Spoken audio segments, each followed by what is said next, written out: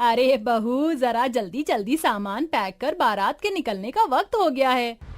माँ जी, सारा सामान पैक हो गया है। अब तो बस मुझे मेरी देवरानी का इंतजार है। आप देखना, जब मेरी देवरानी आएगी ना, तो हम दोनों देवरानी जेठानी नहीं बल्कि बहनों की तरह रहेंगी। सभी लोग जल्दी जल्दी सारी तैयारियां खत्म करते हैं और बारात लेकर निकल जाते हैं। शादी होने के बाद सभी लोग घर की नई बहू अलका को लेकर घर आ जाते हैं, जहां ज्योति और लक्ष्मी बड़े प्यार से अलका का स्वागत करती हैं। ओह गॉड, इतनी ज्यादा गर्मी है यहाँ, मेरा तो दम घुट रहा है। मेरा रूम कहाँ है? मुझे चेंज करना है। आओ अलका, मैं तुम्हें तुम्हारे कमरे में ले चलती हूँ।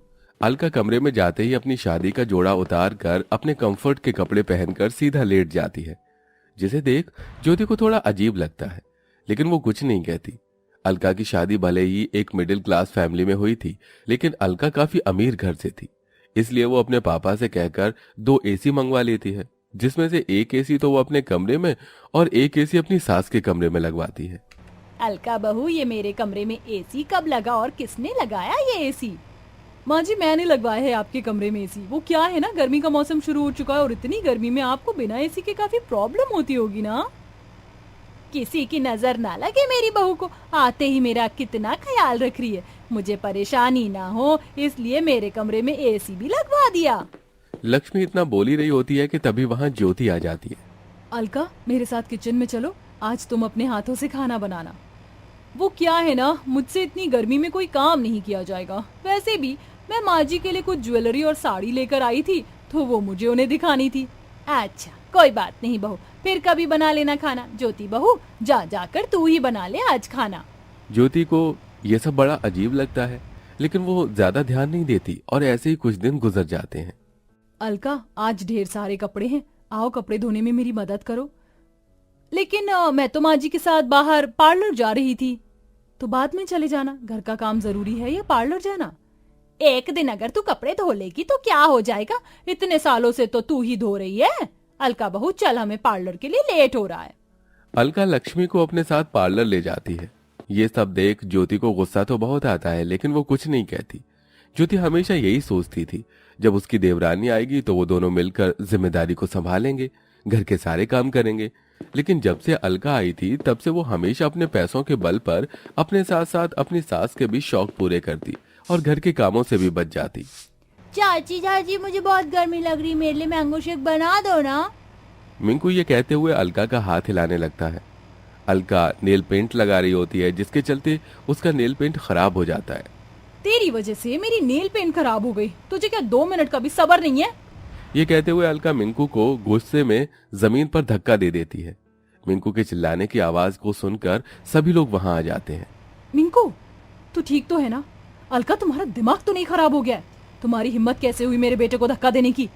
एक तो जब से आई हो महारानियों की तरह दिन भर आराम करती रहती हो, आज तक घर के किसी भी काम को हाथ नहीं लगाया। इतनी गर्मी में भी मैं ही नौकरानियों की तरह काम करती हूँ। तुम्हारी इतनी हिम्मत कि तुमने मुझसे इस तरह से बात की। जानती भी हो मैं किसकी बेटी हूँ।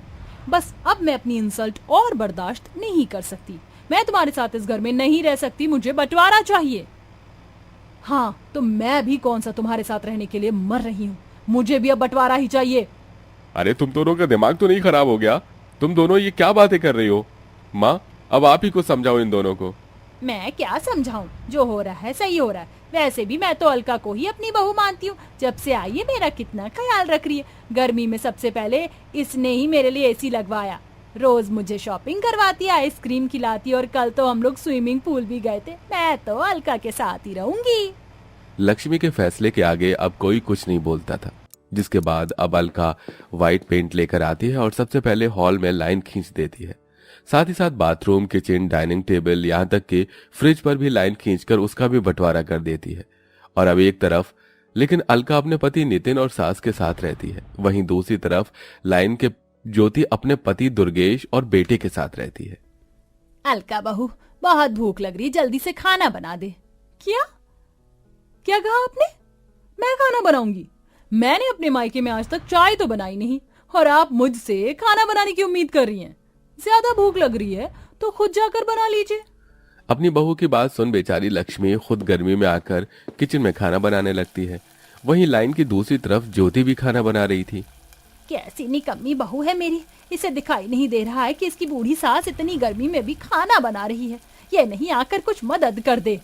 लक्ष्मी मन ही मन ज्योति को कोसने लगती है और खाना बनाकर वहां से चली जाती है। और ऐसे ही कुछ दिन गुजर जाते हैं।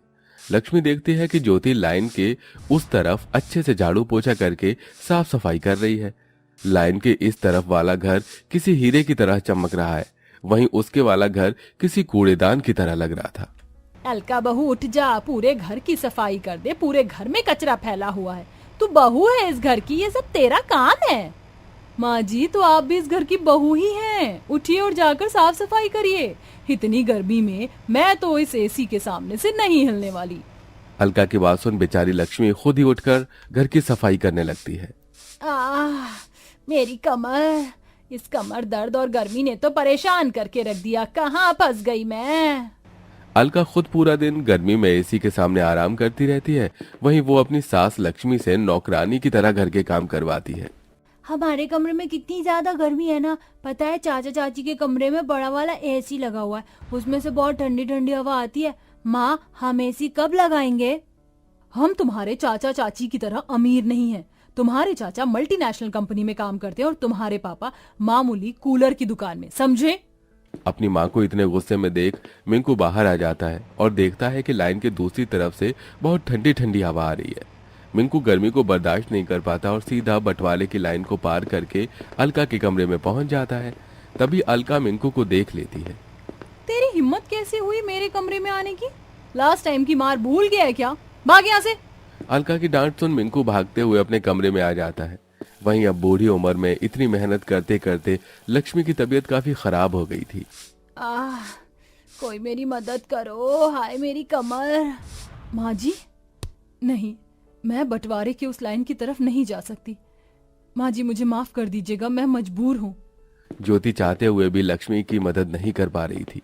वहीं थोड़ी देर में नितिन आ जाता है और अपनी माँ को जमीन पर गिरा देख उसे जल्दी से कमरे में ले जाता है। जिसके बाद वो अलका के कमरे में जाता है और देखता है कि अलका एसी की ठंडी हवा में फोन चला रही है। ये सब देख नितिन को बहुत गुस्सा आता है और वो ज्योति से फोन छीनकर उसे जमीन पर फेंक देता है। मेरी माँ दर्द से तड़प रही है और तुम हो कि यहाँ फोन चला रही हो। अगर अब से तुमने घर के काम नहीं किए तो जिस तरह से तुम्हारा आज फोन तोड़ा है, अगली बार तुम्हारा मुंह तोड़ दूंगा, समझी? नितिन को इतने गुस्से में देख अलका काफी डर जाती है और अब अलका घर के काम में लग जाती है। ये रोटी है या इंडोनेशिया का मैप? गोल बिल ही नहीं रही है। लगता है मैंने गलती से डिटर्जेंट पाउडर की जगह ब्लीच पाउडर डाल दिया। ये सारे कलरफुल कपड़े तो विधवा हो गए। मेरी कमर, लगता है इस गर्मी में घर का बंटवारा करके मैंने अपनी जिंदगी की सबसे बड़ी गलती की है। बंटवारे की वजह से अब घर की सारी जिम्मेदारी मुझ पर आ गई है। ऊपर से इस गर्मी ने भी बुरा हाल करके रख दिया। अब मैं क्या करूं? ये कहते हुए अलका जोर जोर से रोने लगती है और अब वो माफी मांगने के लिए अपने खुद की खींची हुई बंटवारे की लाइन को पार करके सीधा अपनी जेठानी ज्योति के कमरे में जाती है, जहां वो देखती है कि उसकी सास पहले से ही वहां मौजूद है। माँ जी, आप? और नहीं तो क्या करती मैं? घर की बड़ी होने के नाते मुझे इस बंटवारे को रोकना चाहिए था, लेकिन तेरी अमीरी की चकाचौंध ने तो मुझे अंधा करके रख दिया था। मैं यहाँ ज्योति बहू से माफी मांगने आई हूँ। जेठानी जी, मुझे भी माफ कर दीजिए, मुझसे बहुत बड़ी गलती हो गई।